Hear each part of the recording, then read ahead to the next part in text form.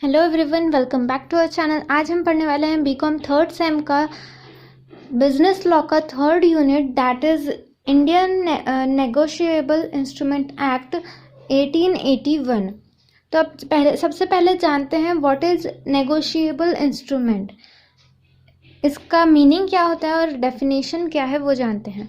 Negotiable instrument में आपको दो वर्ड्स देखने को मिलते हैं। फर्स्ट है नेगोशिएबल और सेकंड है इंस्ट्रूमेंट। तो नेगोशिएबल मतलब ट्रांसफरेबल बाय डिलीवरी, यानी जैसे ही आप किसी को डिलीवर करते हो तो वैसे ही वो ट्रांसफ़र हो जाता है। और इंस्ट्रूमेंट मीन्स ऐसा डॉक्यूमेंट जो रिटर्न में है, ऐसा रिटर्न डॉक्यूमेंट जिसमें by which a right in is created in favour of some person.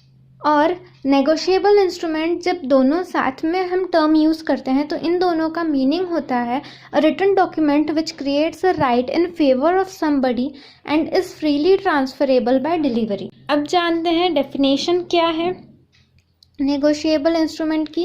तो a negotiable instrument is a piece of paper which entitles a person to a certain sum of money and which is transferable from one to another person by delivery or by endorsement and delivery।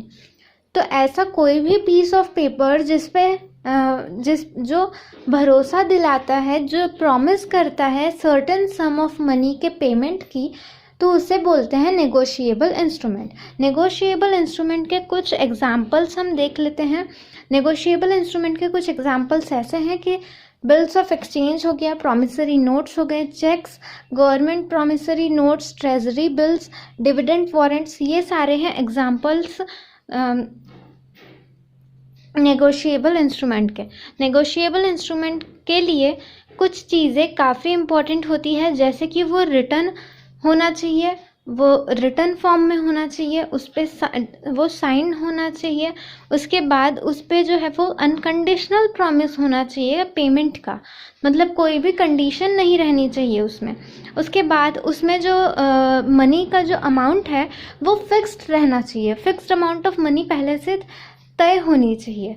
फिर आता है on demand और at a definite time, वो एक तो demand पे या फिर किसी पर्टिकुलर टाइम पे उस प्रॉमिस को पूरा करने का वादा रहना चाहिए उसमें, उसे बोलते हैं नेगोशिएबल इंस्ट्रूमेंट। उसके बाद 6th पॉइंट है पेबल टू ऑर्डर और टू बियरर। उस पर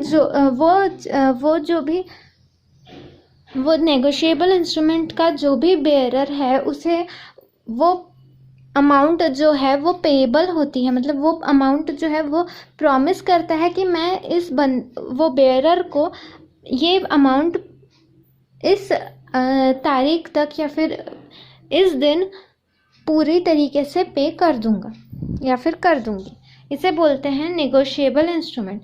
अब जानते हैं आगे टाइप्स ऑफ नेगोशिएबल इंस्ट्रूमेंट्स दिए हैं। पहला है प्रॉमिसरी नोट्स, फिर है bills of exchange and its types, फिर है क्रॉसिंग ऑफ चेक्स। तो पहले हम देख लेते हैं प्रॉमिसरी नोट्स क्या होता है।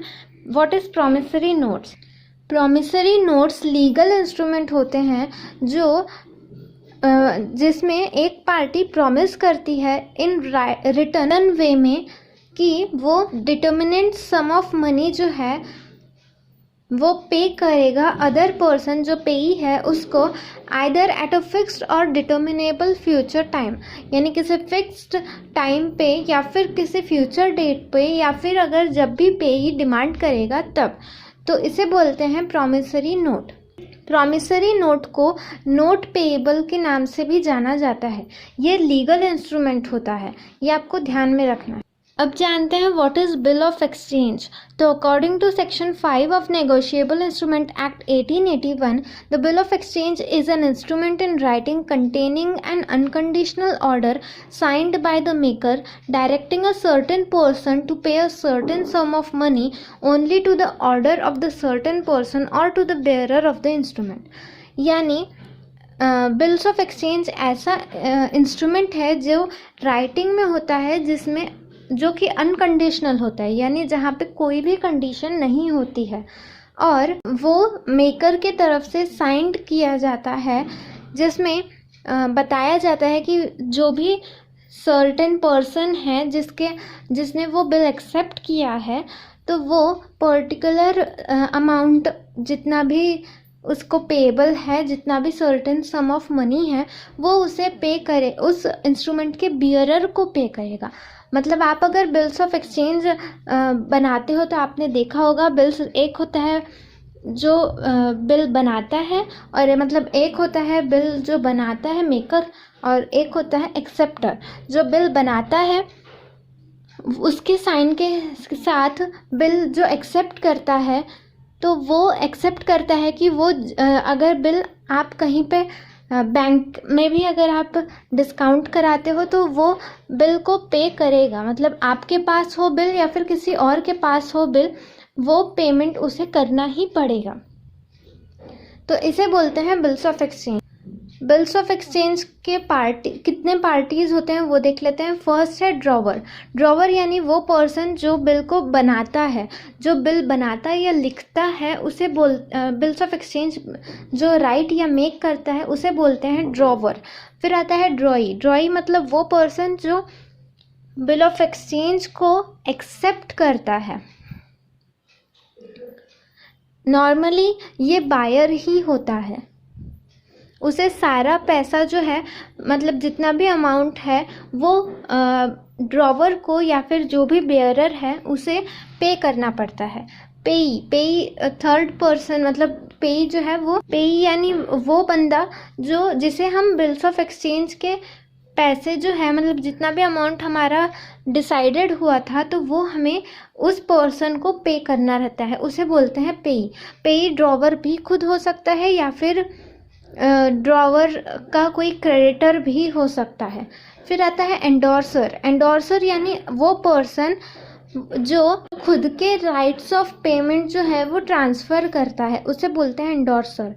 फिर आता है एंडोर्सी। एंडोर्सी वो पर्सन होता है जिसके फेवर में बिल्स ऑफ एक्सचेंज एंडोर्स्ड किया जाता है ड्रॉवर के तरफ से। मतलब ड्रॉवर जो है वो बिल ऑफ एक्सचेंज को उसके फेवर में एंडोर्स करता है, उसे बोलते हैं एंडोर्सी। फिर आता है बेयरर। बेयरर मतलब वो पर्सन जो वो बिल ऑफ एक्सचेंज का पोजीशन रखता है, जिसके पास भी वो बिल ऑफ एक्सचेंज है हाल फिलहाल में, वो होता है बेयरर। फिर आते हैं types of bill of exchange. तो बिल ऑफ एक्सचेंज के टाइप्स में फर्स्ट है ट्रेड बिल। ऐसे बिल ऑफ एक्सचेंज जो ड्रॉन और एक्सेप्ट होते हैं ताकि वो ट्रेड ट्रांजैक्शन को सेटल कर पाएँ, तो ऐसे बिल ऑफ एक्सचेंज को कहा जाता है ट्रेड बिल। ऐसे बिल ऑफ एक्सचेंज जो होते हैं वो सेलर के तरफ से बनते हैं और बायर जो है वो एक्सेप्ट करता है। तो फर्स्ट आपने देखा ट्रेड बिल। फिर आता है second accommodation bill. Accommodation bill मतलब ऐसा बिल ऑफ एक्सचेंज जहां जो ड्रॉन और एक्सेप्ट होता है ताकि म्यूचुअल हेल्प की जाए, इसे बोलते हैं अकोमोडेशन बिल। ये म्यूचुअल बेनिफिट के लिए बना होता है और यहाँ पर ट्रेड ट्रांजैक्शन नहीं होता है। यहाँ पर किसी भी गुड्स या सर्विसेज का सेल या परचेस नहीं होता है। दो पार्टीज़ के बीच में एग्रीमेंट होता है कि वो एक दूसरे के फाइनेंशियल सपोर्ट के लिए ये बिल ऑफ एक्सचेंज बनाते हैं। तो आपने अभी बिल ऑफ एक्सचेंज क्या होता है वो जाना, बिल ऑफ एक्सचेंज के पार्टीज़ कौन कौन से होते हैं वो आपने जाना। उसके बाद आपने जाना कि बिल ऑफ एक्सचेंज के कितने टाइप्स होते हैं। दो टाइप्स हमने देखे हैं, ट्रेड बिल और अकोमोडेशन बिल। अगर आपको ये वीडियोस अच्छे लग रहे हों तो वीडियो को लाइक करना ना भूलना। आगे ऐसे ही वीडियोस आती रहेंगी। Thank you so much.